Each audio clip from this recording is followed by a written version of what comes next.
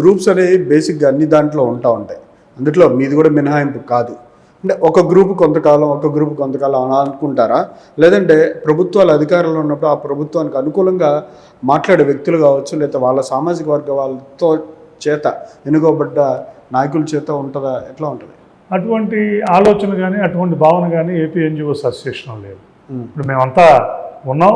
మేము జిల్లా నాయకత్వాల్లో ఎన్నో దశాబ్దాలు ఉన్నప్పుడు కానీ రాష్ట్ర నాయకత్వాల్లో కూడా ప్రధాన పాత్ర పోషించాం. చాలా యాక్టివ్గా ఉండేవాళ్ళం.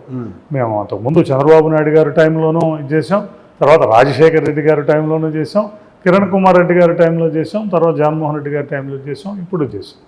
అక్కడ ఉన్న పరిస్థితిని బట్టి, సీనియారిటీని బట్టి, వీటిలన్నిటి బట్టి వస్తుంది.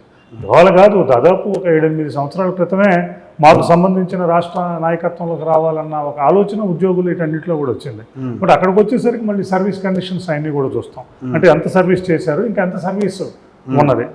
ఒక నాయకుడికి 20 సంవత్సరాలు సర్వీస్ ఉన్నప్పుడు ఉన్న సీనియర్స్కి అవకాశం ఇచ్చి ఆ తర్వాత అవకాశం తీసుకోవడం అనేది ఇప్పుడు కాదు, దశాబ్దాల తరబడి, గత 30-40 సంవత్సరాల తరబడి వస్తుంది. దానికి సంబంధించే లాస్ట్ టైం కూడా వచ్చినప్పుడు సాగర్కి 10 సంవత్సరాల పైన ఉన్నది సర్వీసు. ఇంకా సీనియర్స్ చాలామంది ఉన్నారు.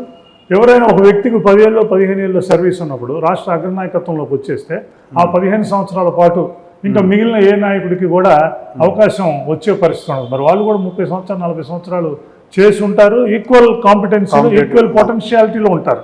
మరి ఆ ఈక్వల్ పొటెన్షియాలిటీలో ఉన్న వారందరూ కూడా అప్పుడు కూడా అంతా అగ్రనాయకత్వాలు కూర్చొని ఆలోచించుకొని దానికి బట్టి దాని ధర్మిలో ముందుకు వెళ్తాయి. కానీ అక్కడున్న నాయకత్వాలను బట్టి, ప్రభుత్వాలను బట్టి ముందుకెళ్ళే పరిస్థితి అయితే ఉండదు.